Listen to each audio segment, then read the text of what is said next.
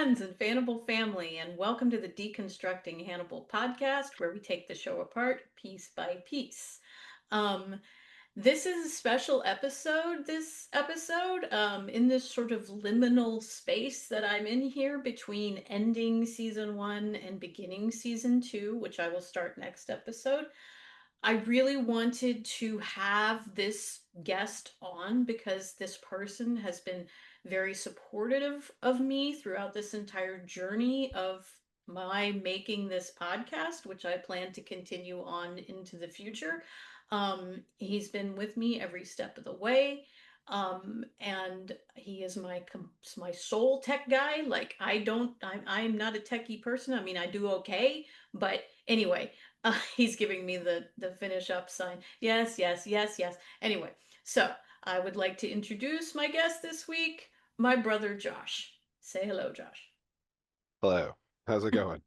Thanks It's for thanks for having me on the podcast. it sounds weird, doesn't it? It sounds weird. I know that probably in your wildest dreams you didn't think that one day my sister was going to be a podcaster. No, statistically speaking, I'm a man in my 40s who's worked in tech. If one of us was going to start a podcast, it should have been me.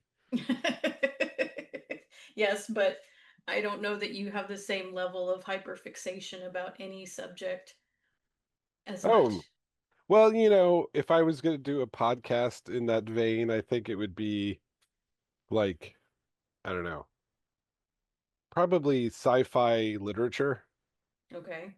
Yeah, I've got a lot to say on that topic, or TV shows, just kind of sci-fi in general. I like as a genre. Yeah, Josh is a lot more sci-fi than I am. I'm a lot more true crime and drama than Josh is, and he's a lot more sci-fi than I am. We have some sort of same touch points on sci-fi. Like we both read. I didn't read all of the Dune books, but for God's sake, who did? Um, Nobody read all of the Dune books. I doubt Frank that. Herbert didn't read all of Frank the Dune Herbert didn't books. read all of the Dune books, and then his son started writing books. Right. His son started writing, like he wrote one that was about the Butlerian Jihad and whatever, and I was like, oh my god! Like I think I got through Children of Dune. So I think you got further than I did because I only got to Children of Dune. You got all the way to like God Emperor Dune, right? I read God Emperor of Dune and I started, I think it was Chapter House. I read just a little bit of God Emperor of Dune gets thick, man. You'll read like 12 pages and it's just talking about his thought process. Like there's no dialogue, no action. It's just him thinking for 12 pages. And it's interesting, but at some point you're just kind of like, okay, come on. Is it still Paul? He's still the narrator then? No, no. No. No, it's It's somebody it's else. the whatever, Leto the second, I think. The one who turns into a big worm. That guy. Yeah. Okay. Yeah. The one who's on the cover of I think God Emperor Dune. Anyway, this is off Yeah. topic. So Josh, I want to ask you the question that I ask every single one of my guests, which is why are you laughing at No, me? go for it. Is how did you first meet Hannibal Lecter? I will answer that question, but before I do, can I Mm. give a little contextual background for me and you in this liminal space? Absolutely sure. Okay. So, real names have been redacted, but so Sahaya and I, our brother and sister, we have another sister, Mm-hmm. and I'm the baby. She's the middle child, as you could probably have guessed. Um, and the three of us always fit into these very interesting and separate archetypes, right? So, like, my parents had my elder sister, uh, who's also, believe it or not, a creative person. She's a violinist and a comic book artist, published her Mm. own web comic for a number of years about politic, Vampires. politically minded, kind of like progressive vampires, right? Right, yeah. Um, but she is. Any of whom I would take for president over the current president we have. But anyway. Who wouldn't you take for president over current president? Anyways, Mm. uh, I think this might be the most political your podcast has ever gotten. I don't know. I mean, generally, there's not a lot of MAGA people hiding in the Hannibal fandom. It really is not a much of a MAGA fandom. You'd There's think they would be fans of psycho killers. I don't know.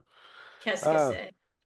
anyways, Mhm. So our eldest sister is this almost alien, like a little bit on the spectrum, very analytical, very idiosyncratic, right? Very low emotional quotient. So she not very emotionally reactive to something. And then when they had Sahaya here, the needle swung to the other end of the spectrum. And and doesn't just feel the emotion, she feels all of the emotions all at the same time. And sorry, I'll edit that out later. It's Um, okay. You don't have to worry about it. It's fine. Just uh, go on. all the emotions all of the time. And that can be very trying, I'm sure, but also it gives her this depth of appreciation of creative stuff like literature and things. Like uh, I read Shakespeare and I was like, oh, this is neat and sort of hard to understand and stop making up words, dude, and stuff like that. But she read Romeo and Juliet and wept, and she felt all the emotions and she all that kind of stuff. And then I popped out and I was like some sort of a weird hybrid.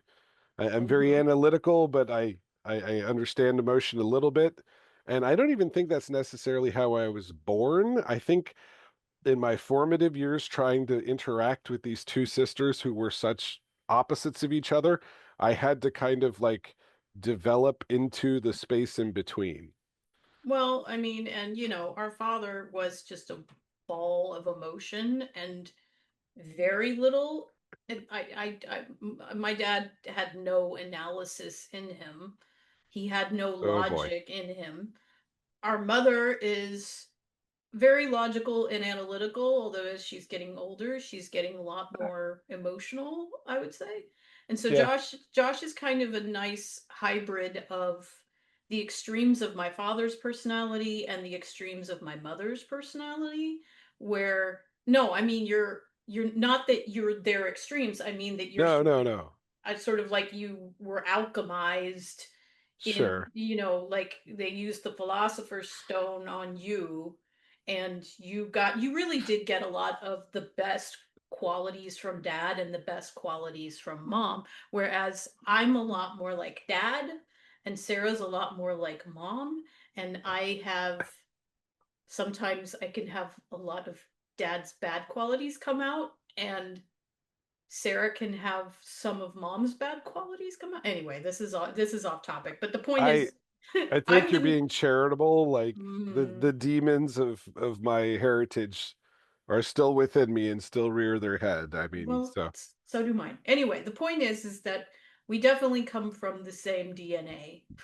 yes. But in case y'all were all wondering, the insane little household that produced Sahaya here, you had a family of people who were all very, very intelligent, all in the gifted and talented programs and all that kind of stuff, but who were so wildly different from each other in character that it was almost like learning a foreign language to interact with each other sometimes. Anyways, and that's how we got Sahaya. Well, yeah, except that, I did always have more. It was always easier for Josh and I to get along than it was for me to get along with my older sister. Um, I think because I so badly wanted a sibling, because I wanted somebody to play with. Now, I wanted him to be a girl, but he didn't come out a girl. But that's okay. Yes. But then, because of the age gap, she tortured me for the next decade. Like, I could tell you guys some stories. No, no, no, no, no, no. Let's not tell stories. Wait, That no, wasn't okay. the point of this. That wasn't I the point of I'm this. gonna Okay. tell one story, not about me, Okay. not about us. This Okay. is this is relevant, I promise. Okay. So, as I mentioned, my older sister is kind of that idiosyncratic, differently thinking person.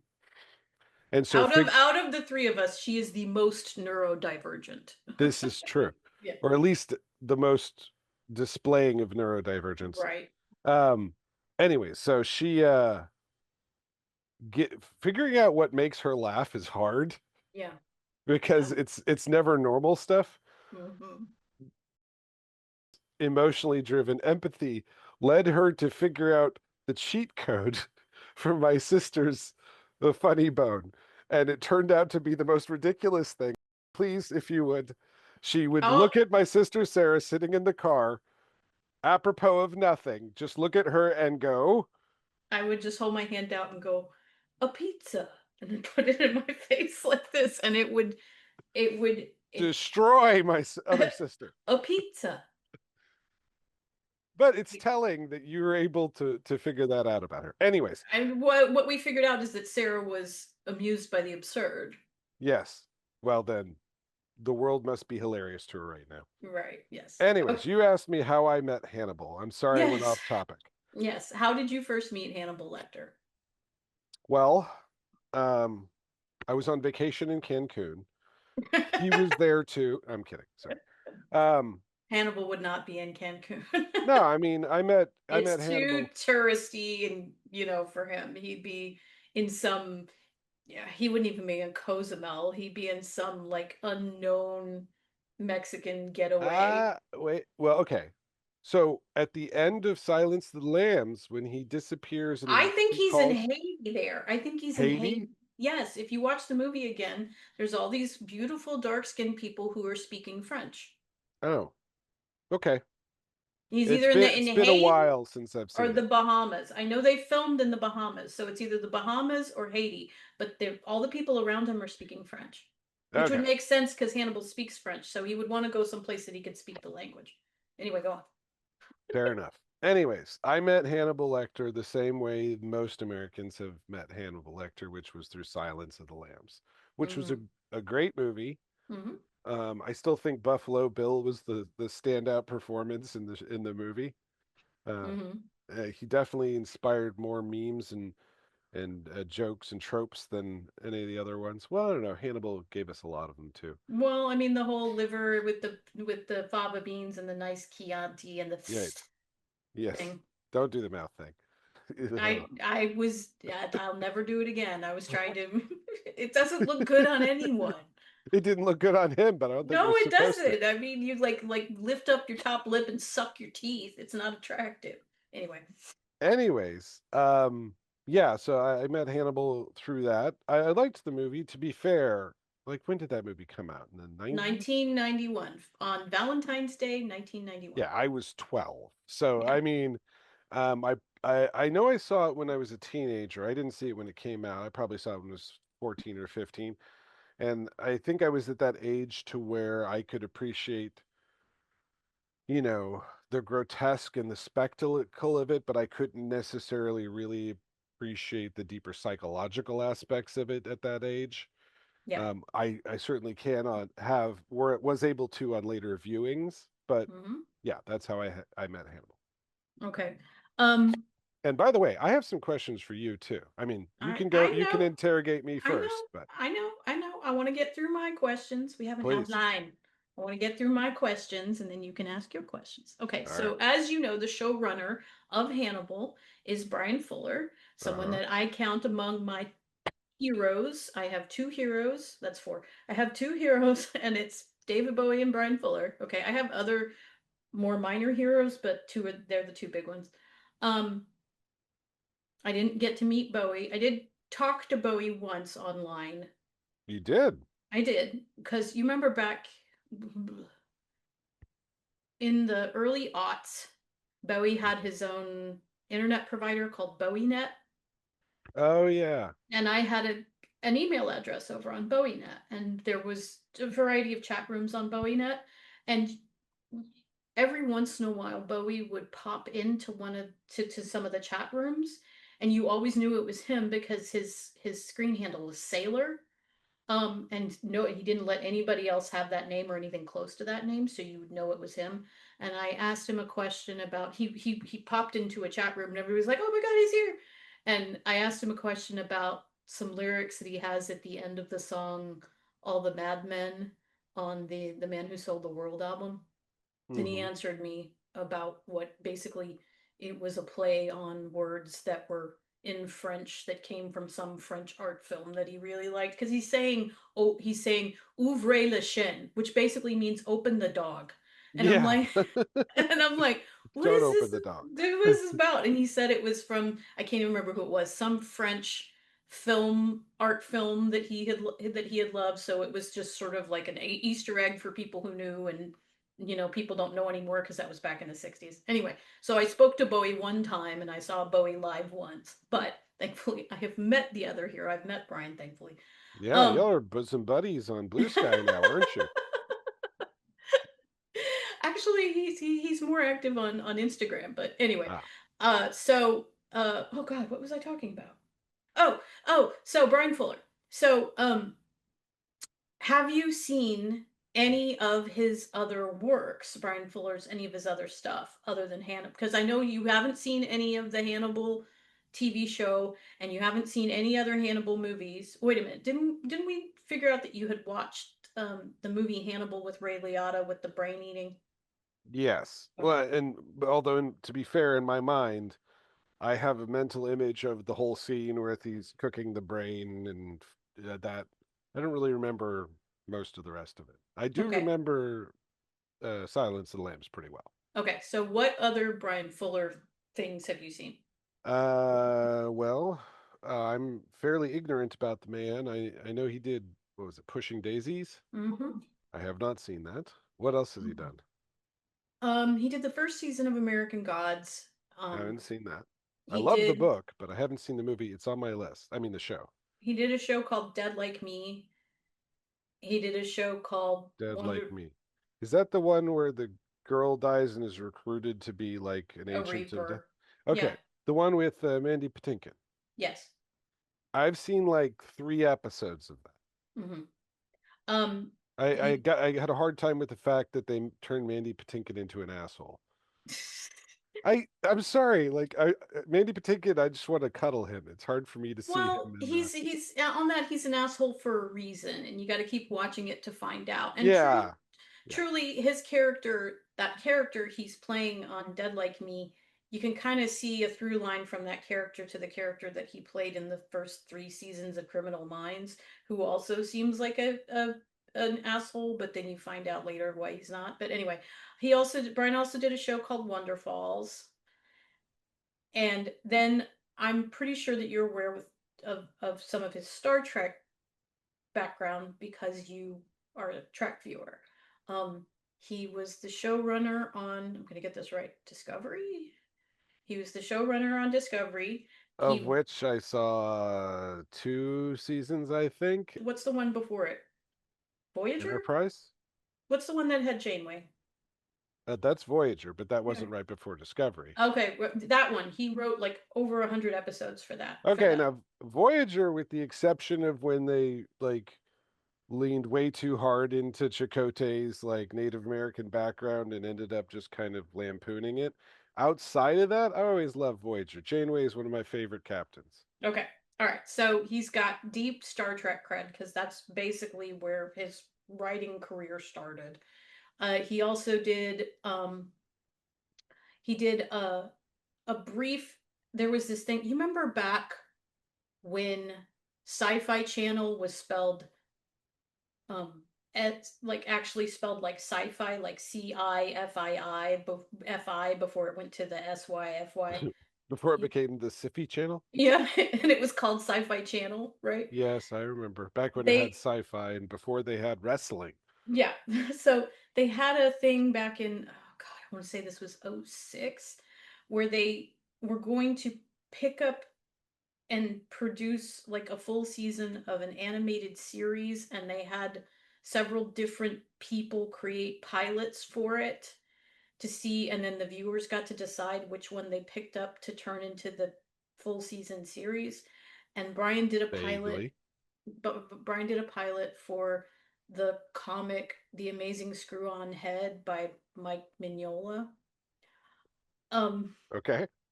it had the voices in it were Patton Oswalt and David Hyde Pierce and Molly Shannon. Anyway, that was really good. And he did a remake TV movie of Carrie. And I'm forgetting something. Dust Bunny, Well, yes, I'm forgetting Dust Bunny. Yes, the most which recent I thing. saw in the theater with you Right. on the premiere. And I have that on the outline for us to talk about later. Okay, so you need to watch Pushing Daisies because you would really Okay. enjoy Pushing Daisies. And it's you know who Shy McBride is? No, Did you ever see Human Target? no. This is going to be an exciting podcast No, episode. I mean, okay, did you ever see the episode of Psych with Craig? I've seen about no Psych. I actually started watching Psych recently. I love Psych. It's so campy. It's Um, okay, but it's easy fun, you know what I mean? I know, but the whole I'm pretending to be a psychic shtick. I started watching it. I'm like, I don't know, I'm like 10 episodes in, and I'm just like, they can't keep this up forever. Like, no one's Oh, gonna believe them forever. They can't. oh. They can't keep this going forever. And there's like 96 seasons or something. So I think there's like 9 seasons and 3 movies there's a or lot. yeah, What anyway. is the last? I hope the last episode is like him coming clean to the police captain, being like, I'm not going "Ah, gotcha." I'm not going to spoil that. I had to watch that like a dedicated person. If you want to find out, you'll have to watch it. But anyway, I've got a bunch I need to finish, like Monk and Psych. I've well, watched big chunks. Monk and Psych, they were both on USA Network and they came on the same night. So they were often paired together, sort of like this thing's happening on Monk and this thing's happening over on Psych. And sometimes thematically they would be similar and like whatever. Anyway, okay, so I need to watch Pushing Daisies. Got yes, it. you need to watch Pushing. No, not Pushing Daisies. Dead Like No, Me. no, you need to watch Pushing Daisies. You would really enjoy Pushing Daisies. Okay. But anyway, um, okay, so another question I wanted to ask you. You are very graciously my tech support for this entire podcast, which you do without compensation other than my love. Um, How about I that animation on the logo? yes, I'm Josh proud. did the he Hey, did the post production, animation. insert it right here. Hmm. There you go. Isn't that sweet? Josh Yeah. did the animation at the beginning and the end of I the learned After Effects just to do that animation for you. yes, it was very nice of him. Okay, so what I wanted to ask you was when we were kids, you and I had sort of the same sort of level of tech knowledge up until a point. And then you started to go past me, and then you have gone wildly past me with regards to the things that you know and understand about tech that I don't understand. So tell me, when was it that I don't remember when it happened with you because it kind of was just sort of always cooking in the background. But when was it that you decided that you really wanted to get more into the techie stuff and really start to get into the nuts and bolts of it and not just like we're playing Super NES? Sure. So I don't know how interesting this is to your viewers, but first off, let me say up front, I am tech oriented, but I am not like you think of yourself as ignorant about technology and me being the expert. Rick is to me as I am to you. So, like, there are degrees of these Yeah, things. but I know that. I know that. Um, I knew that he was more techie than sure. you. Yeah, Brick, by the way, is his best friend that he works with. That's what he's talking about. Go on. yes. Yes. And he's my best friend, best man at my wedding, godfather to my son. Anyways, sure, I'll tell you the story. It's really, really geeky.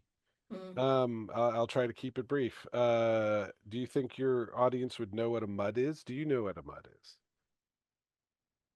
Okay. Do you That's remember? where those are those things where they manage the water in your district. No, it stands Yes. for something. It's Ooh. like an MMORPG or something like that. Okay, you're in the right range. Okay. So, super fast version. If you remember text games from the old like Apple IIe period, like Zork and Leather Goddesses of Goddesses of Phobos. Phobos. I love leather Yes, yeah. goddesses of Phobos. Go north, hit ogre with toothbrush, typing You out text cannot do commands. that here. Right. Yeah, that I still have nightmares.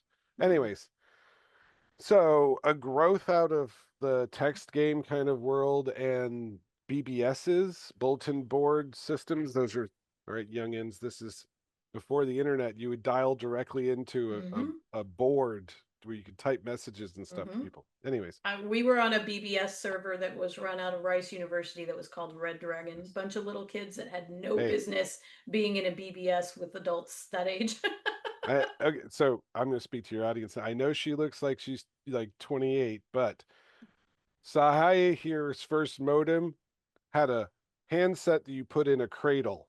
Yep. Anyways, It was like war games up in there. it was.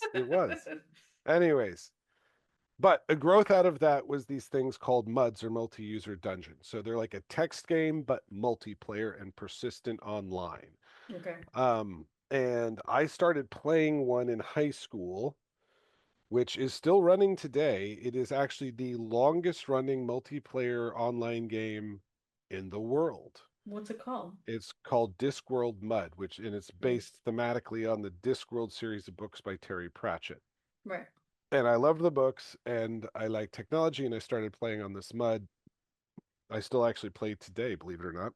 Mm. Um Anyways, so we got the idea in our head in high school that we were going to build our own mud because there were a lot of them out there and there was open source software you could use to run your mud. We being you and Rick. Me and Rick and Catherine, believe it or not, my Okay. girlfriend in high school, girl who first broke my heart. Anyways, but um, we were all, they were both tied up with stuff going into the end of the school year and the summer was coming up, and I, being a terrible student, was not tied up with things. But I had all these ideas for the mud we were going to make, and I wanted to start getting them out. And I didn't just mean writing them on paper. So I got this stupid idea in my head that I was going to write the dumbest piece of software ever, which is a mud emulator. Mm. It acted like it was a multi-user on the internet environment, but it was really just standalone on my computer. But it still had like real-time events where the NPCs were going about their lives and stuff like that. And the Mm-hmm. only thing I had to write it on was an ancient 386 with QBasic on it, which means nothing to you, but any tech people watching this are going to go, "Oh no." Um, but I wrote an incredibly impressive mud emulator that had like the NPCs had personality traits and that affected how they interacted and how they interacted with each other, and there were group behavior dynamics and all this kind of stuff. And it wasn't me pursuing technology, it was I had a creative idea that I wanted to get out of my head, and this was Mm-hmm. the way to do it. And that's what started taking me down that path. So believe it or not, it was not some geeky techie desire, it was a creative desire that sent me there. Well, that is one thing, as you pointed out before, that all three of us siblings in this family have in common is that we all have sort of pretty strong creative urges. We've all found different ways to express them. Yes. Anyway, okay, so one last question. Do you have anything else you want to share before we move into the you asking me questions portion? No, I don't think so. Um, I will say this to her viewers again, your viewers, the viewers. Hi, The viewers. viewers, Yes, this viewers, is a like late. viewers like you. I will say, and I don't want to speak for Sahaya here, but making very in-depth analytical content about a very niche fandom is almost always a labor of love. And believe it or not, that from what I've heard from her over the months, with all, what are you on episode like 30 something now? Well, this one that we're recording right now is 33. There you go. So she's put a lot of herself and a lot of love into this, and it is basically because she enjoys the content and she enjoys talking to other people. If you've watched her have like any of the interview ones with other Hannibal fandom people, it's awesome to see how much they're enjoying themselves. But the feedback she gets from people and the comments that she gets or the messages she gets seems to be the main currency by which she's paid for this. So I hope you take the time to interact with her. And Oh, I'm not thank saying that to try to drive the algorithm.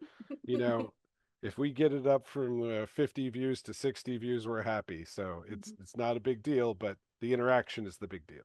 I think that, I mean, I'm not really focused so much on the views or like the numbers or anything like that. It's like you said, like a labor of love. And I decided when I started it that I wanted it to be, like I said, a place for Fannibal family, a podcast for Fannibal family. And so that's my main goal is to kind of have a lot of Fannibals on and have a lot of different Fannibals on and have a lot of different Fannibals with different perspectives on and things like that, sort of because a lot of podcasts that are about, like, let's say a TV show or a movie series or something like that, a lot of it is just solely about the show and there's not a lot about the fandom itself, right? And Mm-hmm. so I'm kind of blending that because I mean, eventually I'll finish with talking about, I know it seems like it's taking forever, but I will eventually finish talking about all three of the seasons. But I can't really see myself stopping the podcast after that. So I'm like, it's but I can continue to drive it based on fandom things like interviews with other fanables, things that come up in the fandom, other things that Bryan's working on. I can delve more deeper into sort of critical and scholarship issues, like, that type of stuff. I also have the idea of that then I'll just turn this podcast into a different named podcast that I'll call like Welcome to the Fullerverse or something like that. And we'll just talk Oh about boy. sort of all of Bryan's works. Well, I mean, I don't know that you've ever listened to it, but there's a whole podcast, very fabulous podcast, that's dedicated to all of Stephen King's work and all of its ilk, and it's called the King Cast. And that's all they do is they talk about Stephen King's books and the movie adaptations now, mind you, there's a lot more stuff in under the Stephen King umbrella, but I mean that's the focus of their podcast is Stephen King, right? So I Yeah. mean it's not totally unheard of. Anyway, so thank you for the lovely words. Yes. uh, And I if you're deep enough into a topic, you can keep it going forever. yeah, Like I think there's room for some special episodes. So like I think like every this is a special episode. I know, but I mean like Mhm. when you're getting near the end, right? So like you should start doing one where like every X number of episodes you do like a highlight of a fanfic.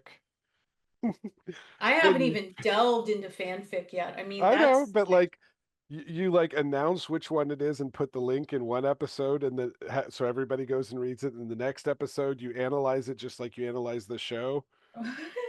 well, I had this crazy idea the other day, and I'm going to try to work on it this summer. I was going to talk to you about it because I need to try to figure out how best to do it. But I was thinking about creating an online Fannibal archive, Of what? just all sorts of things like articles and videos and um links to old blog posts and like for example, here's a blog post that Hetty and Park, the girl who plays Beverly Katz, wrote back when the show was on. And then here's Hugh Dancy did a Reddit AMA once.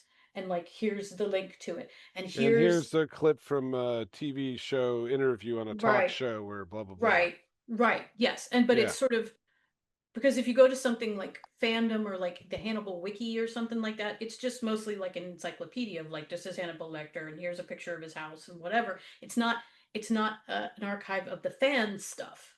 You know what I mean? Like anyway, so that's You neither know here what nor that there. reminds me of? What? Did you ever read Ready Player One? No.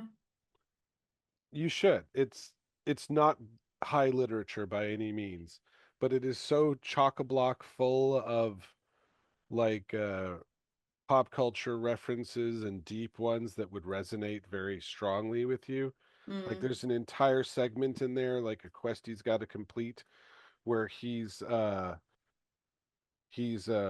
allying himself with Prince and the new power generation, and then there's different versions of Prince, and like all these different it's and I think the time shows up at one point, and like Of course the time shows of up. course, why wouldn't it? The Anyways, best version of Prince is Sign of the Times Prince. That's the best version of Prince. no, Anyway, no, I mean Morris Day in the time. I know. Okay, okay. I Anyways, know you meant and Jerome. you would probably enjoy it, but there's a Okay. whole thing in there where I can't it does. believe that the author put that all in there because wasn't that aimed as a YA novel? So all the kids reading that Oh no. wouldn't get the references. Okay, 30-second version. The whole premise: eccentric, like Asperger's tech billionaire Mhm. builds this virtual world, which ends up being like the thing in the world, right? Mhm. Becomes ridiculously rich, dies, has created a quest, a game to play to find his Easter egg in this meta this virtual universe, right? Mhm. And this guy had been like fixatedly obsessed with 80s pop culture. Oh gosh. You know, like uh what's his name? Hughes made John Breakfast Club. Hughes. John Hughes, yes. How did I forget the name John? Anyways, like there's endless parts in there that are referencing John Hughes. He has to reenact the entire movie of War Games as Matthew Broderick's character at one point. So no, this was aimed at our generation of people. Mhm. You should Mhm. read it. But regardless, Okay. all the people who are trying to hunt for this egg, because if they find the egg, they inherit his wealth, I knew it. Okay. have compiled everything about this guy. Mhm. Halliday is his name. Like every interview he did, everything he ever wrote, everything he ever did, and then like hierarchically, every movie and TV show and comic book and video game and board game and role playing game and everything about every one of those, going down into details about this offhanded comment he made, this video of this happening, and like he was a huge fan of Rush, so like everything about Rush is in there.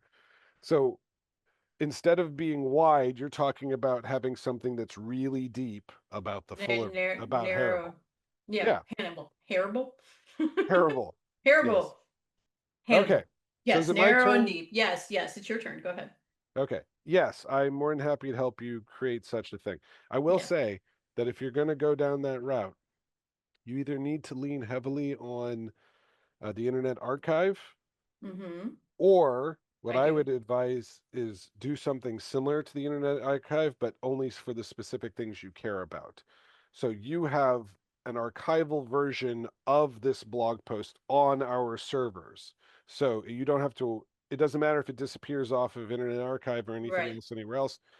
You've got the archive of all things Hannibal. I've made a copy of it that doesn't ever disappear. It's Yes. not based on a link that it's dependent upon someone else. Okay, I'm going to jump around a little bit. So Okay. you're, in addition to being a stand for Mr. Fuller, you are also a big fan of Mads Nicholson. Is this correct? Yes. Okay. My entire exposure to Mads Nicholson, other than probably bit parts that off the top of my head I don't realize are him, Mm-hmm. are Dust Bunny Mm-hmm. and when he played Caecilius in the Doctor Strange movie in the MCU. Right. And we also determined that you had seen him in Casino Royale. And I don't know if you ever played Death Stranding, but he's in Death Stranding. Yes, So I'm more he's in a Kojima. Kojima loves him. sure. I have not played Death Stranding. I watched a Mhm. little gameplay footage of it once, and I went, "This is a walking simulator." Like so, no. Um. Anyways, so we are watching through the MCU movies with my son, and we are Mhm. actually up to Doctor Strange. And Mhm. fortuitously, we watched Doctor Strange last night while we were Uh, having dinner. yeah. And Caecilius comes in, and the scene where he's meeting Doctor Strange pops up. And in advance of this, I actually got the text of the exchange, right? Mm. Where he meets Doctor Strange. And Mhm. Caecilius looks up at him and goes, Mister. And Doctor Strange goes, Doctor. Like he's saying, I'm Doctor, not Mister. And he goes, Mhm. and Caecilius looks at him and goes, Mr. Doctor? And Doctor Strange goes, It's strange. And Caecilius, the big bad guy of the episode of the movie, goes, Maybe. Who am I to judge? And then attacks him. And he does it all very deadpan and Mhm. everything else. And I realized he did the same thing in Dust Bunny, Mhm. that's just his MO. So, my question about Mads What Nicholson, do you mean that's his MO? he, That he has, that he he's very low, he's never very effusive, Oh no, very, he's we talk all the time as Fanibles about his micro expressions. He's sure.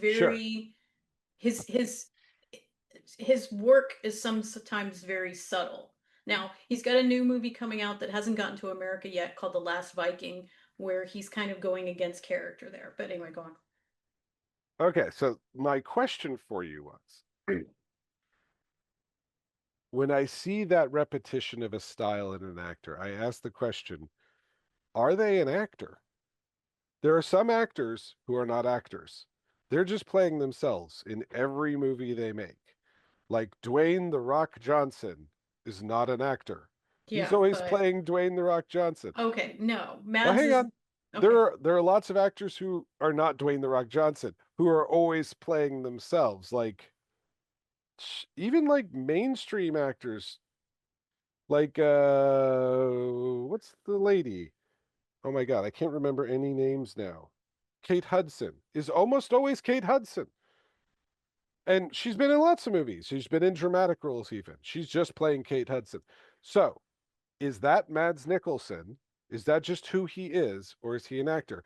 And do you have any evidence to support this, as in like interviews you've seen him, or talk to him at a fan convention or something? Like, is he like that in real life, very subdued and low key, or is that just what No, he's like? no.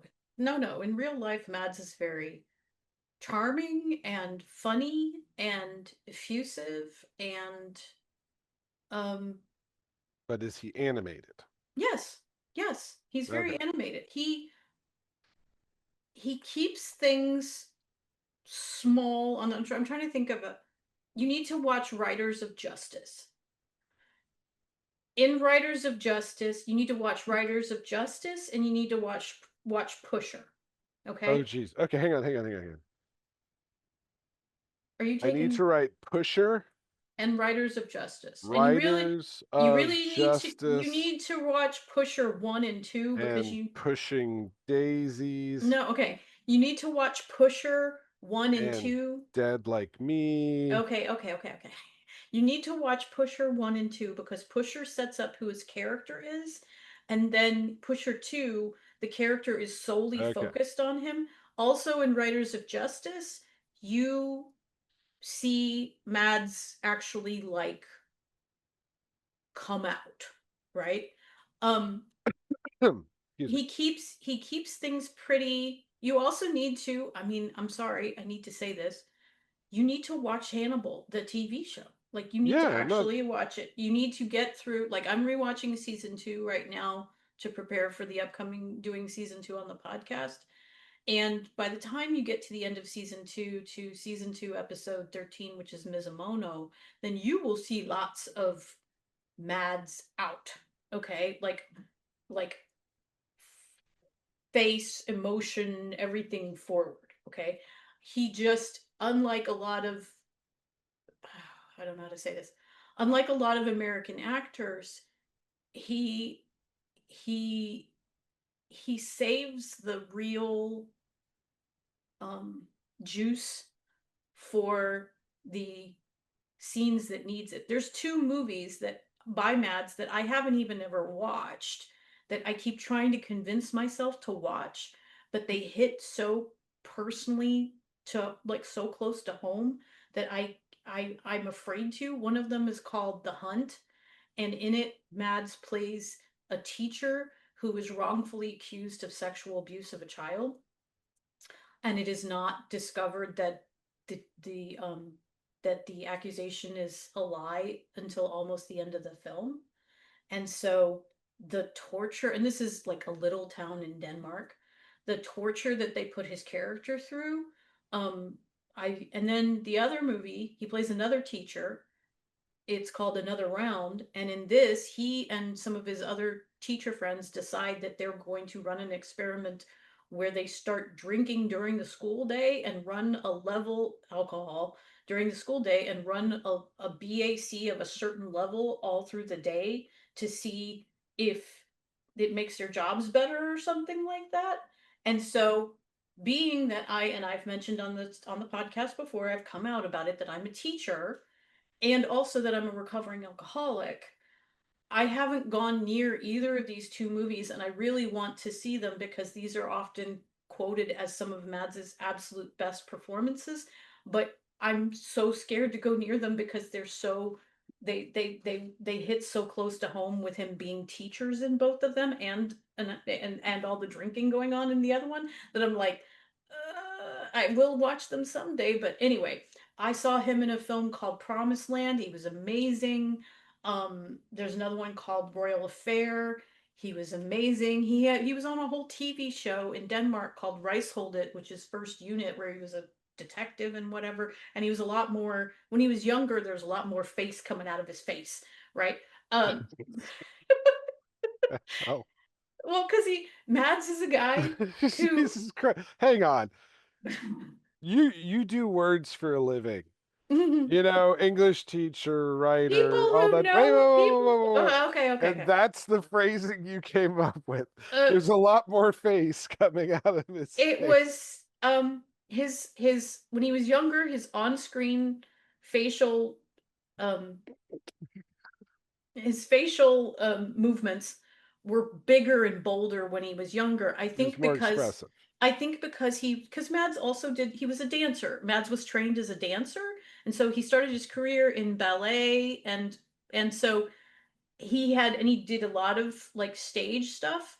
And Yeah. when you're a stage actor, you have to do things bigger, Yeah. like face wise and voice wise, so they can see and hear you at the back of the room, right? Yeah. And so I think that what you see when you look at the beginning of Mads's film career and you see him coming up to is that you see that he's slowly Doing less. realizing that he doesn't need to play it so big because the camera's right here, right? Maybe it's an experiment. Maybe like as the years progress, he's just trying to see, like he started off stage acting and big, right? And he's Mm-hmm. trying to see how small it can be. Like, Mm-hmm. right? Eventually in his movies, they're gonna like crash zoom on the corner of his mouth when it twitches, and like that's the whole performance. Mads does a lot of acting with his eyes and his mouth. He has a thing that we call the Mickle snarl, which is Let's he see it. does. It's generally like, but it's not Wait, one oh sided. no, hang on. That was an Elvis. This is Elvis. So it's a double It's not. Elvis. No. It's both of them. It's a. He does it as Hannibal several times when he's really disgusted by something. His lip just comes up. But anyway, he was when he was younger. He was in a performance of La Cage aux Folles, and he played the whole thing in drag. I mean, like Mads is he's come a long way in his career. He's got Um, range. I got it. well, and the thing about Hannibal is that when you watch it the first time, you don't see all of the micro expressions. But once you get, it's Mm. kind of like you have to get to know Mads' face. And once you get to know Mads' face, then like you watch as many times as I've watched Hannibal, you can see in that scene, like, oh, dude, he is pissed off. And if you don't know Mads' face and you haven't watched it several times, you miss that. And then later on, you're like, you can, it's plain as day. You can see it. So. So, and I'm with you. You keep saying I should watch Hannibal. You know what we should Yes. do? What? So, one of the ways that Sahai and I bonded when we were kids is we got this ridiculous idea that we were going to put up a website with factoids about James Bond movies. I was before I was obsessed with Hannibal, I was very much obsessed with the James Bond Yeah. movies. Yes. So we started watching the James Bond movies and we watched them all in Mm-hmm. order Mm-hmm. together. And this And was when took I was notes. like 13 and she was, no, I would have been like 12 and you would have been like 16. Right. And I was taking notes to put Right. stuff on the website. We We were were doing taking it on notes. Dreamweaver back then. Yes. We were taking notes and we got good factoids. Like we used a stopwatch and we counted how long between Mm-hmm. when Bond and a girl first come into sight of each other till he's having sex with her to try Well, to see what the fastest transition was. And I think it was like 42 seconds or something, and it was in Goldfinger. well, and we would do the thing where, like, let's say they would have a time thing in the Bond movie, like he's got a bomb that he's diffusing, and it's gonna be Right. 3 minutes. Or there was one in, I think it was in For Your Eyes Only, when he had the Lotus car that went under the water. Like he only had a certain amount of time that he could be Sure. underwater in the car, and it was like 8 minutes, and Josh is over here like timing it, and he was very impressed that the time actually was correct. Sometimes. Hmm. We should have done a whole bit, which was Q is a time traveler, Mm-hmm. because the number of times where he has like the exact gadget he's going to need. Like he's got the little tank with the two little oxygen things that he puts in so he can breathe underwater for Mm-hmm. an, and he never has that on him. But the one time he needed it when he was under in the pool, he just happens to have it. Q is a time travel. Anyways, we should do that and watch Hannibal together, and we should have certain things we keep track of. Like we should keep track of Hannibal's total caloric intake from humans. Like We also we need to should catch. figure out what his favorite cuts of human are, you know? And so Well, he seems to prefer kidneys. He likes lungs. He actually cuts off legs more frequently than you. And one time he takes a leg and turns it into osobuco. He bases it all on actual recipes. He just uses the human meat for the meat, so it's a section of a leg that he turns into an osobuco. We did he also ever need do the Brazilian steakhouse thing where they got it on the spit and it's just and he no. just shaves off little bits onto the plate? No, but he does do an actual Iberico pig where he's got the whole pig roasted and he like shaves off pieces of the pig. But Long pig. yeah, no, real pig. Oh, A real pig. He does also cook real food as well, like not humans. Not everything is human. okay. Anyway, That'd be a hard diet to maintain. yes, it would. Um he we'd also need to count the number of times someone says in the show, "How does that make you feel?" Because it's like repeated so many times. Anyway, okay, so We what's your should next count the number of mickle lips. one? The Mickle snarls? I don't know. Let Yes. me see. And maybe have like One, a Richter scale. That was a two, 3 on the mickle lip three. or I can mickle think snarl. I can think of three right now, and amazingly enough, there's one in each season. Maybe they had a limit. Maybe they had a board and said only one Mickle snarl this season, Mads. Fair enough. Anyways, if you want to do it like that, I will totally watch through Okay, it all with you. right, all right. All Well, right. Now, let's talk about it over the summer. Anyway, go on. sure. I had a question I wanted to ask you. I think we're already at 52 minutes, so Yes, we are. we gotta get to the point. Not that we The have a meat here. point. Well, and we still have to talk about Dust Bunny. Okay. Mm-hmm. Um, so here's my question, and I hope this is not a gaffe that people are gonna burn me on Twitter for. I'm Um, not on. I don't really post on Twitter anymore. no, that's I'm just saying, like, I hope this isn't politically incorrect. Okay. I have noticed a trend Mm-hmm. that true crime and serial killer content and things like that Mm-hmm. are often more popular with women, Mm-hmm. especially women in their 30s and 40s. Mm-hmm. And some of them are like really deep into it, get very obsessive, almost to the point where it seems like they're romanticizing the psycho killer. I don't Mm-hmm. know that that's universal in that subculture, Mm-hmm. but it seems like it's more prevalent in women than men. Mm-hmm. And maybe it's just because, men are more likely to go out and do the killing and women are more likely to study the killing. But Mm-hmm. um, I was just wondering if you have any theories on why that is. Speaking it now as a perimenopausal woman, I will point out that I've always been interested in true crime, and in fact, our mother was because she read true crime novels. That's back when mom used to read fiction. Or, well, it wasn't fiction, it was true crime fiction. Or it was true crime. No, it wasn't even fiction, it was true crime.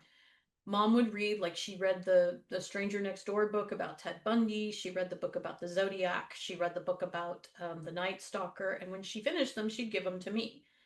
The Zodiac book is still That's one. good parenting there. Mom didn't stop us from ever reading anything we wanted to read, thankfully. We need to do a whole episode about the MUFON meetings. Oh, God, anyway, um, so I think mom was into this too. It just wasn't on TV yet. But when, for example, I remember like the first episodes of Forensic Files started coming on TV, mom was watching them, right? And so, and I've always been watching both fictional and non-fictional, the Forensic Files, the First 48, the Law and Orders, the da da da da da, Unsolved mysteries. the Unsolved Mysteries, the etc. The just Lieutenant Joe Kenda's, the whatever. I think there's two different things. Yes, there's the I'm going to address the thing about the women that seems like they're romanticizing it, but I think with regards to the fascination of true crime, it's based on and it being a lot of women, and I'm speaking solely from the perspective of a straight of a cis het woman because that's what I am. I can't speak necessarily for my other animals, but from my perspective, the bulk of the crime that is being committed in these shows and in these movies and whatever is being committed by men.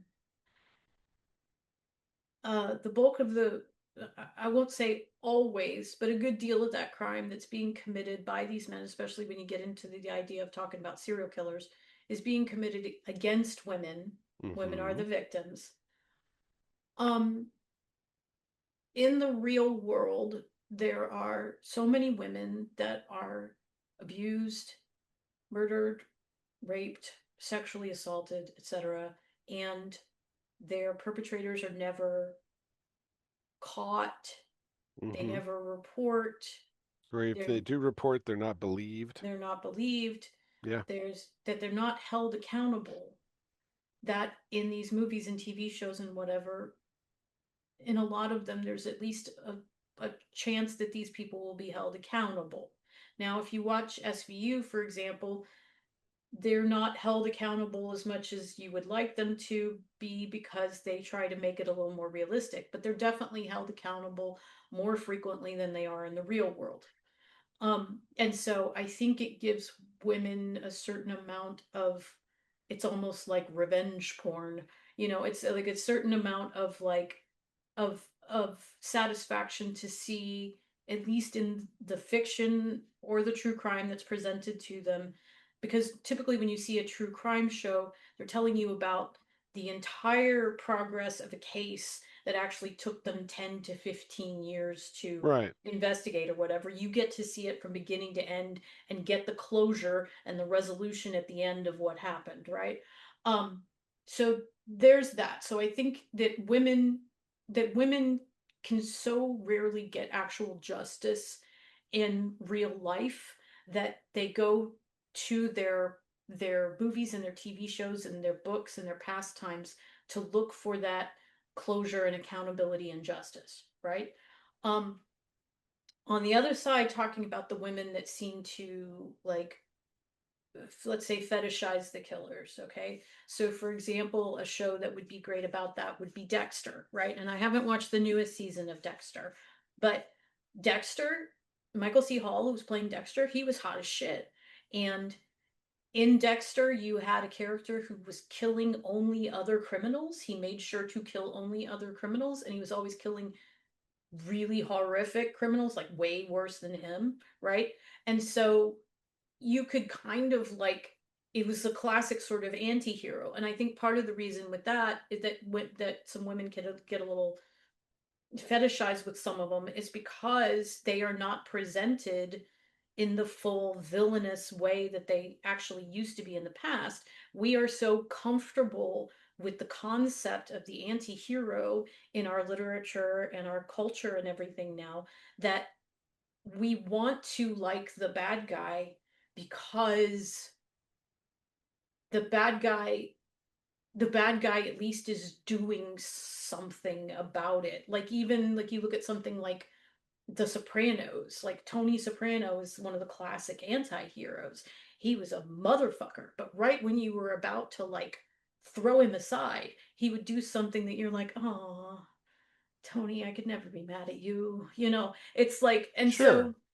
so I think but I think for women, it's also this same culture of a lot of women are raised with the idea that love is pain. Like, we're raised with the idea, because they've had abusive men in their lives or they had abusive fathers or whatever, that it's difficult for their brain to separate the signals of love and pain. Like, that you kind of expect the man that you love to yell at you every once in a while, and you kind of Really? expect, yeah, Wow. you kind of expect the the guy in the show that you like to not be like the 100% good guy, because you have no, you, speaking as a straight woman, you have such little contact with the good guy to even know one when you see one. So this connects with the whole, like, I don't know. Girls like scumbags thing that the incels like to talk about. No. No. Yeah, yeah, not that part. But Yeah. like, I know you don't do TikTok, but like book talk, like all the people talking about Mm-hmm. books, there's a whole sub part of it which is Mm-hmm. Mm-hmm. spicy book talk, right? Mm-hmm. Mm-hmm. And the repetitive trope in there is that Mm-hmm. women like men who are dominating and misogynistic and abusive as the dark romantic lead in these Mm-hmm. books. Mm-hmm. And there's a whole lot of discussion as to why. So maybe it's adjacent to that. But in terms of the serial killer thing, I had a theory, and it kind of lines up with yours. So, like, one of the most dangerous things for women in the world is men. Just Yeah. like one of the most dangerous thing for black people in America are police officers, right? Right. Yeah. Right. So, like, and human beings are engineered, not engineered, but evolved to fear the unknown. It's the Yeah. reason why, when we were early in our evolution, we hear rustling in the grass, we think maybe it's a tiger as opposed to maybe it's the wind, right? It's the unknown that triggers that fear response, right? Right. Well, if you follow the story of Hannibal or Dexter and you see who they are and you see that they're a complex character with good Mm-hmm. sides and bad sides, and Mm-hmm. you start to identify with them in certain ways, but still hate certain other aspects of them, maybe it Mm-hmm. makes them less scary. It makes it less of an unknown. It's like Right. the guy breaks into your house in the middle of the night is terrifying, but if he takes off your mask and you go, "Oh, that's Ted from work," he's still Mm-hmm. breaking into your house, but you also got Mm-hmm. drunk with him at the company Christmas party last year. Mm-hmm. Like he's less scary because it's Ted and you understand him, right? Mm-hmm. So maybe this is like a coping mechanism of the world, and men in particular are so terrifying and such a real danger to women in a lot of cases, that this allows them to take ownership to some degree and make it's still scary, but it's not an unknown scary. It's a scary that they can humanize, I guess. Does that make any sense? Yes, it's, they become a known quantity. There's also this thing of at least loving a serial killer in fandom, that to a certain extent we then do with them what we please, and we cast them in the roles that we want to see them in. So for example, in the Hannibal fandom, the Fannibal family as we are called, Hannibal Lecter is very often referred to as baby girl. He is the baby girl. We call him the baby girl. We call him meow meow Wait, because timeout. Sorry. Hannibal, you call it Hannibal, baby girl? Hannibal's baby girl. Why? Because there's so much that he does in the show that is so teenage girl Oh, that you okay. that you're like, I mean, that Oh, he's, baby girl. yeah, he's just, No. he lashes out in jealousy, and he peacocks, and he's just so baby girl. Okay. I mean, I got it now. I got it. I got it. yeah. So we take the big bad serial killer and we put bunny ears on him, and we, or cat Okay. ears on him. There's like one of our fabulous Hannibal artists, her name is Zilla, and Zilla, she draws Hannibal in all sorts of ways, but one of her common things that she does, that she continues to draw him, is a whole series called Hannah Cat, and he's Mads Mikkelsen with the muscles and the cheekbones and whatever, but he has real cat ears growing out of his head and a tail, and his hands are paws, right? And he This does is edging into furry territory here. and he does all these crazy things that a cat does. Like Will gives him catnip, and except he like takes off all his clothes and What? goes running off down the street, and What? yeah. Send It's me a link to this. This sounds it's fabulous. absurd. No, but that's my point, is that we take the big bad serial killer and we do that with him. Do you see what I'm saying? And so he But that's not to diminish him. That is to identify him, right. right? Yes, yes. And you have to understand that for a lot of people in the Fannibal family, Hannibal is their comfort show. You're delving into a whole realm of people. Jesus. Yes. No, you just have to go and talk to some of the horror fans in the world. Like all the horror fans, Yeah. horror movies are their safe place. It's their comfort place, right? Interesting. And and also there's a good deal, although I myself am not, there's a good deal of LGBTQ members of the Fannibal family. It's predominantly a queer fandom. And so I can see that. there's a lot that has been done with regards to the way that LGBTQ people are represented in horror film. Like Bryan did a whole documentary series about it on Shudder called Queer for Fear, talking about the depiction of sort of the monster and how the monster is very often a stand-in for anything that's considered other, and the thing that's considered as other in a lot of those. And so a lot of horror fans that are queer come to horror because they relate to the idea of being thought of as other, like the monster is in this. So they relate Sure.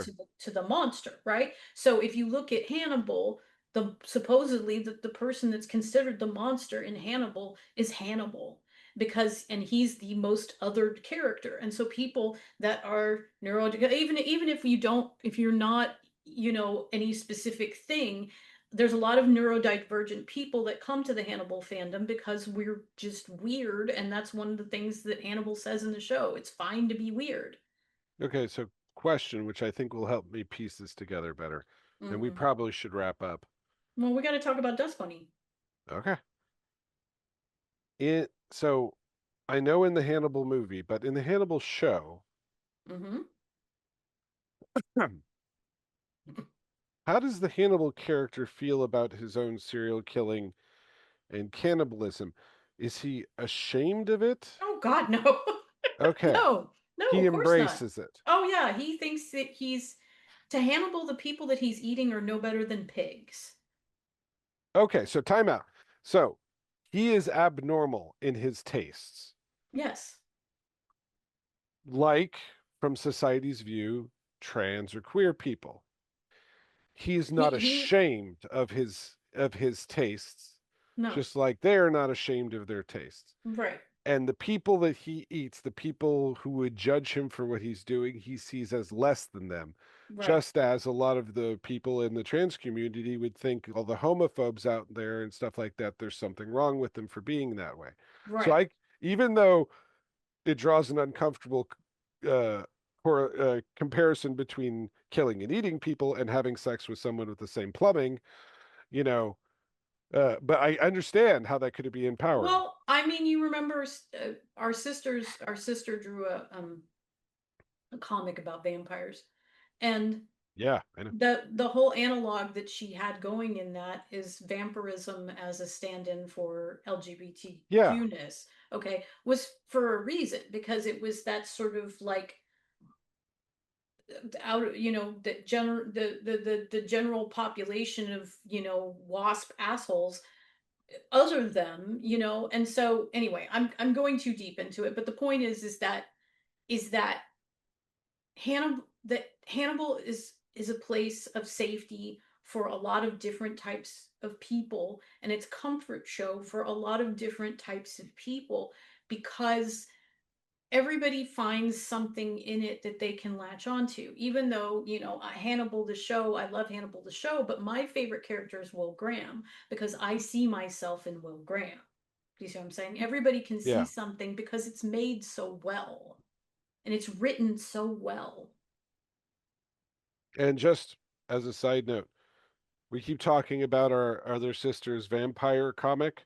After Daylight, go check it Mhm. out. She even published an anthology you can buy in Mhm. hardcore, like hardback form.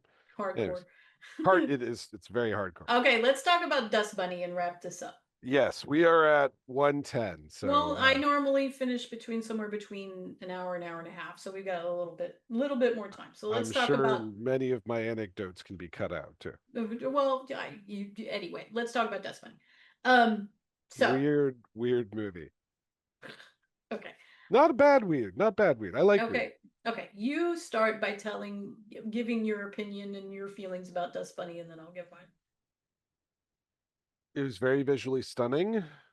Like the style of the shooting, especially the color palette that was getting picked throughout the scenes was good. I liked how the color palette changed to go along with what was going on and like the feel The of the mood of the part. scene, yeah. Yeah, like the part where she's first watching him fight those guys in the alley and there's a dragon shadow thing and all that kind of stuff versus the scene in the restaurant, Mm-hmm. versus the color palettes in the different rooms within that apartment. Mm-hmm. Yeah, that was all neat. Mm-hmm. After the movie we watched, I said there were some visual conceits in there, which I felt, I don't know, they're writing the line between I'm putting something unreal that I know is unreal and I don't expect the audience to take as real in world, Mm-hmm. but it's something neat that I'm putting in. Like Mm-hmm. like fourth wall breaking, essentially things, Mm-hmm. right? Mm-hmm. Mm-hmm. It rides the line between that and just so stylistically far to the edge that it becomes implausible. And the example I will give, this, you know, the shot I'm going to talk about, where the guy was wearing the camouflaged outfit which matched the wallpaper in the room, and Mm-hmm. we're seeing them directly from above, and they're blending perfectly into the wallpaper. And then the Mm-hmm. camera moves, and then you see him, and like his face isn't camouflaged and stuff like that. Mm-hmm. And it's really neat. But anybody who thinks about it spatially understands that that means that he printed his outfit and wore it and positioned it exactly and made sure it wasn't creased over here and the hat was puffed up right here Mm-hmm. to make it perfectly aligned from exactly one perspective in the room directly above his head, the one place you would not probably care about having camouflage from. It is an in-world action that is so camera aware, but it doesn't actually do the Jim Halpert thing where it looks at the camera and winks at you.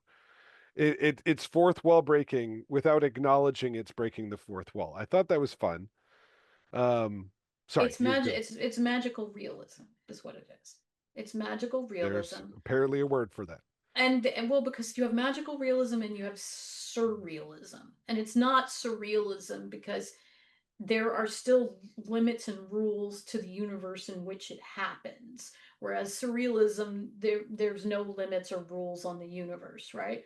There's still limits and rules on it. It's just that every once in a while the imaginary pieces sort of bleed over to where you're like, I don't know if what's happening right now is real, is a dream, is a Sure. hallucination, is somebody, which happens in Hannibal. There's things that happen in Hannibal that you're like, okay, wait a minute, is somebody dreaming, or is this really happening, or did we just get real artistic all of a No, no, and sudden? I'm with you. And there's a whole lot of that in the movie to where Right. I you can't tell until much later in the movie whether or not the things that are happening and the creatures are real or they're her imagination. Well, I will You submit do to find you. out, hang on, Yeah. you do find out later, and we had a whole Mm-hmm. conversation about what that means. But before we even get to that, Mm-hmm. I'm fine with that. That's just the unreliable narrator kind of thing, to where it's Mm-hmm. being told essentially from the perspective of the little girl. So her imaginary fantasies could be displayed as real and it still be a truthful telling. That's not what I'm talking about. That moment with the camouflage is camera aware. It is Mm-hmm. it makes something in the world that is aware that it's in a movie.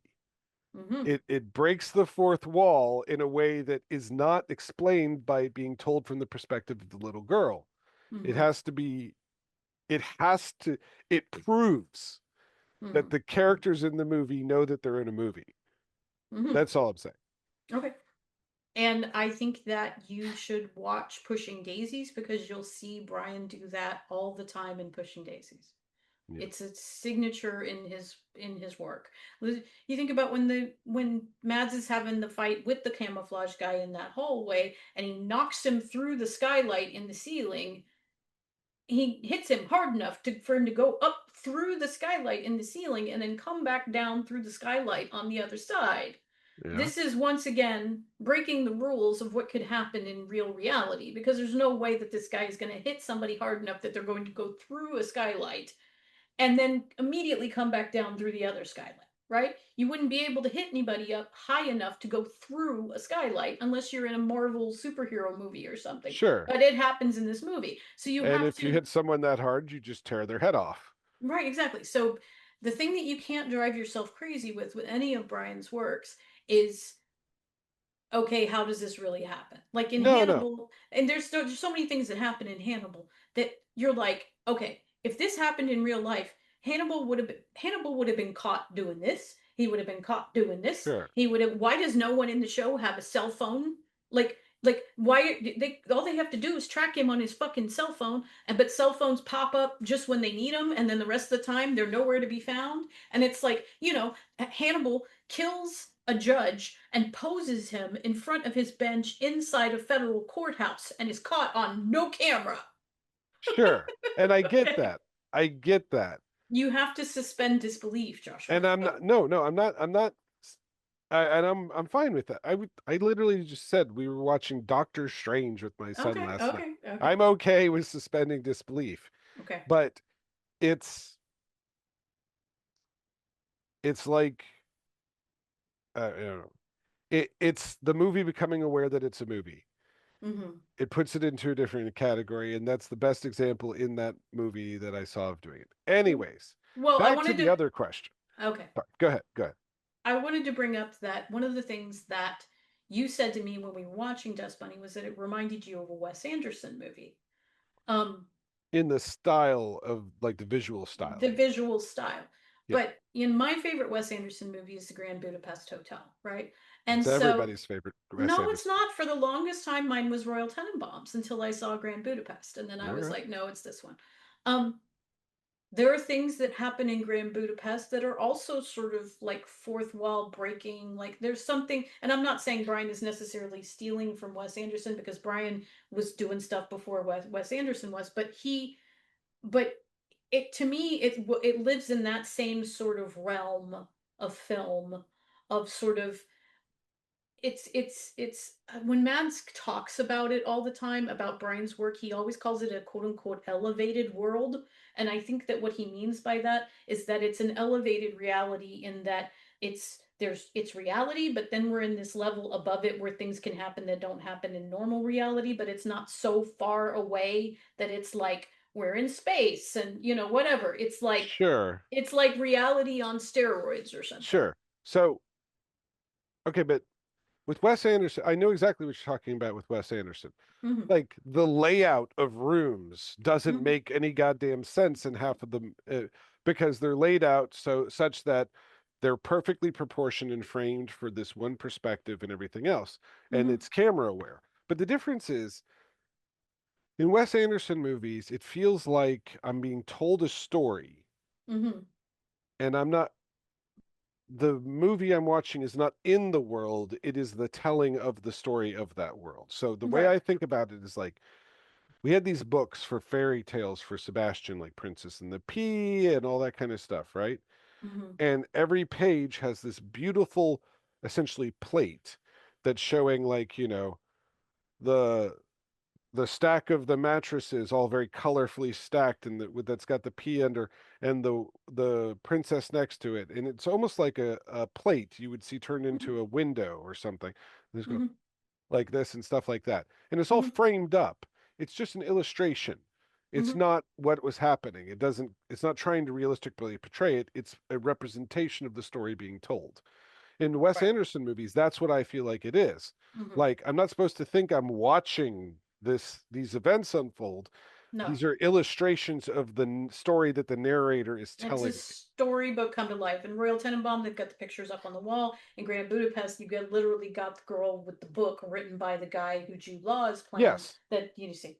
but even she is a plate in this fairy Mm-hmm, tale. mm-hmm. And Moonrise Kingdom heavy hands that to an even greater degree than almost any, except for, of course, Grand Budapest. That one really goes off. That one looks like it's a 3D pop up, like a pop up book that you're. So pretty. It is. It's a And great. then just the color pink that's just throughout that damn film. It's like the Pink movie. Yeah, but Anyway. it works. And I want to Mhm. go hang out in that hotel. Not that that hotel in that format exists, but No. anyways, maybe if I think about Dust Bunny in the same perspective. Mm-hmm.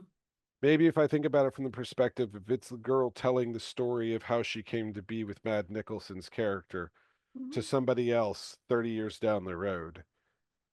Yeah. Anyways, Yeah.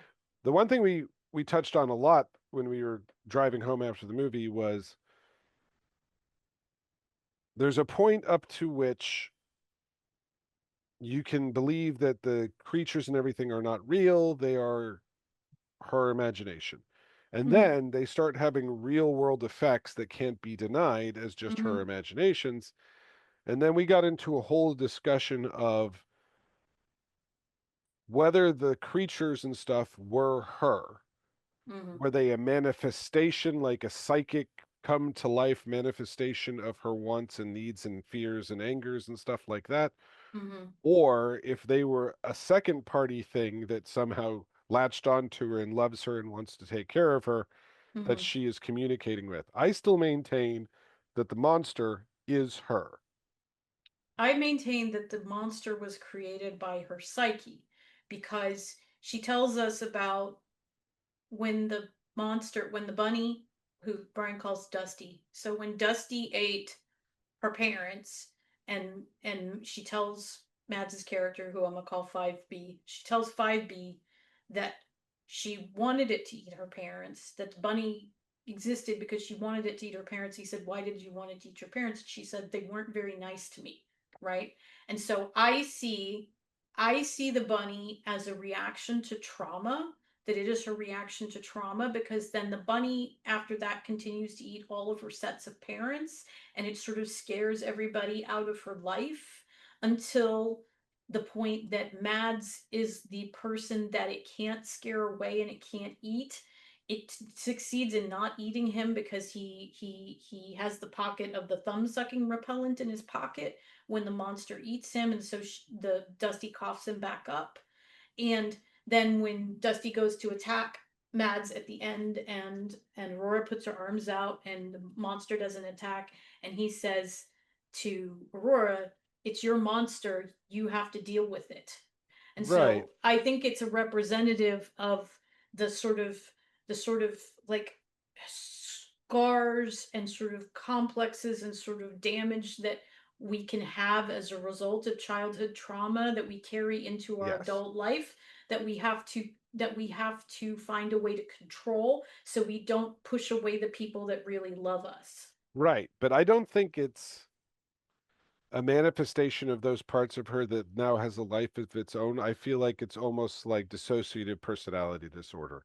That is one of her other personalities that has form. I think that's her. And I think parents being mean to her, she pushes them away. Her trust was betrayed. Her foundation of being able to trust was Mm-hmm. damaged.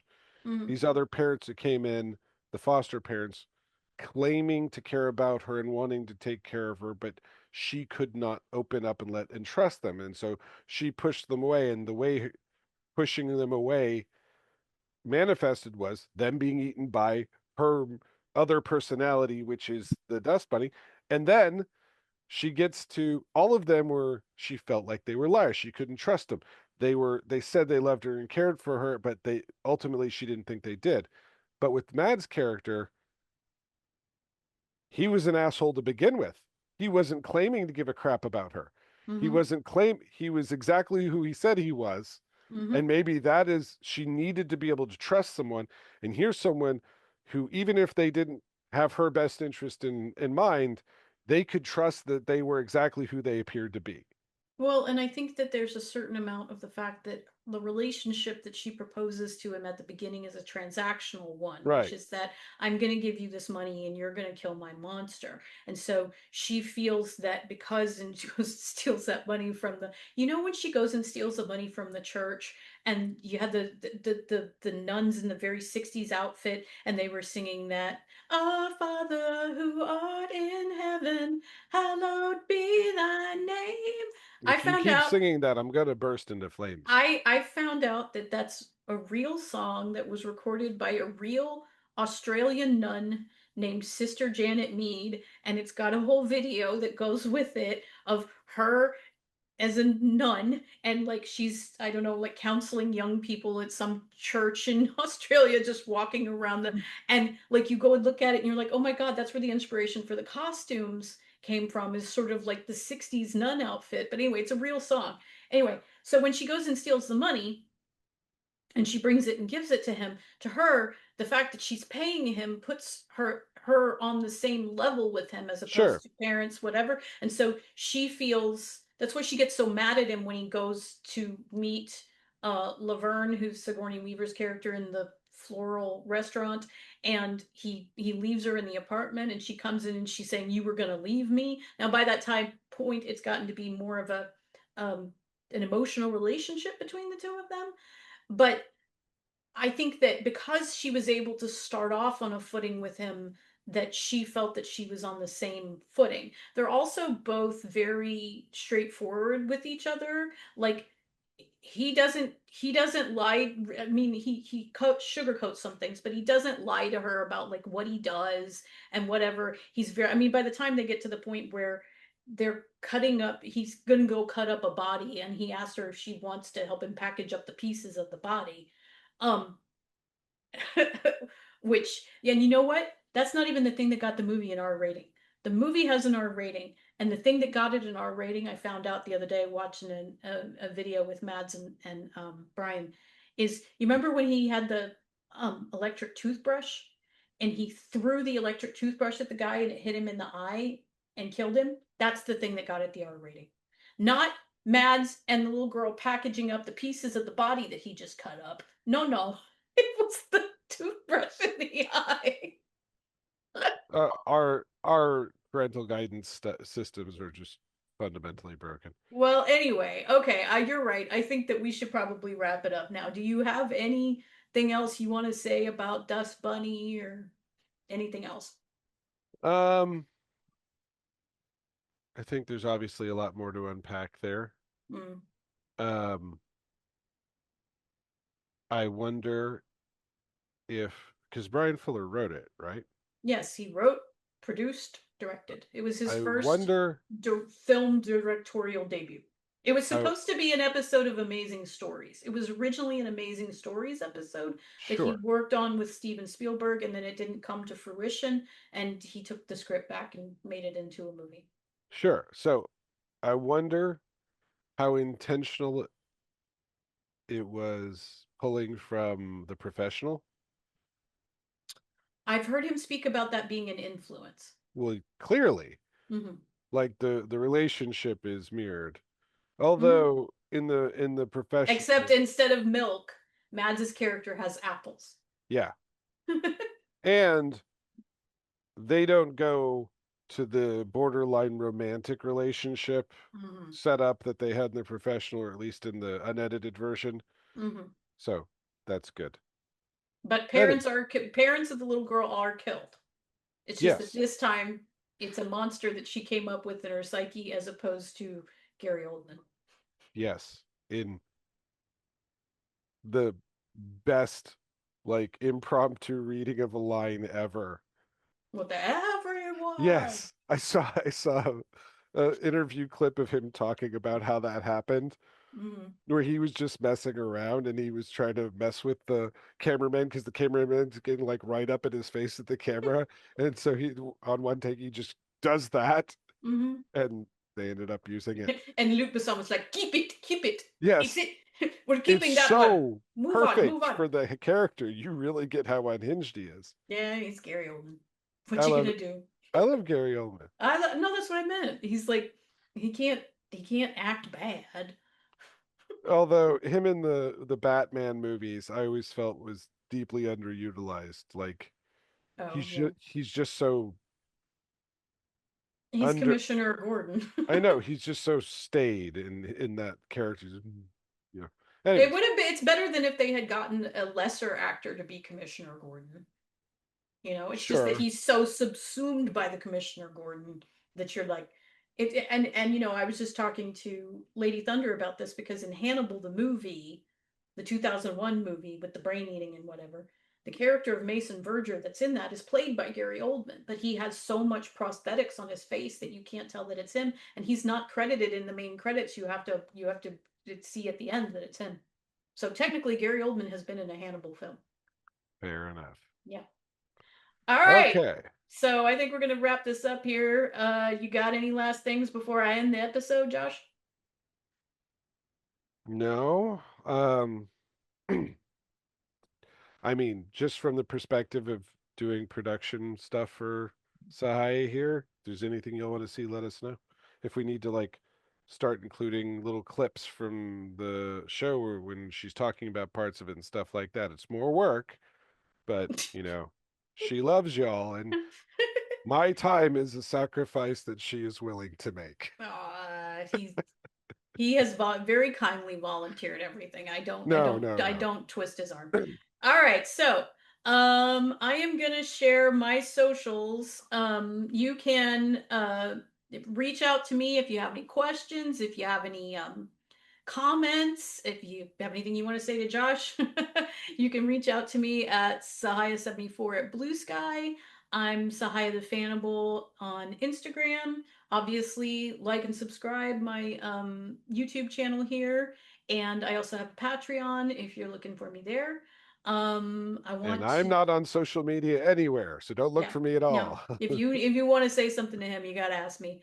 Um, let me see. This is episode 33. So episode 34, next episode, that is going to be a solo episode. I'm going to be doing a preview of season 2 because I'm about to delve into. We're going to go back to the bottom of the plot diagram again. So we're gonna gotta go get back to the exposition, except now for season 2. So I want to do a little preview of season 2 and sort of the differences between season 2 and season 1 and things that you can expect coming up in that season, covering in that season.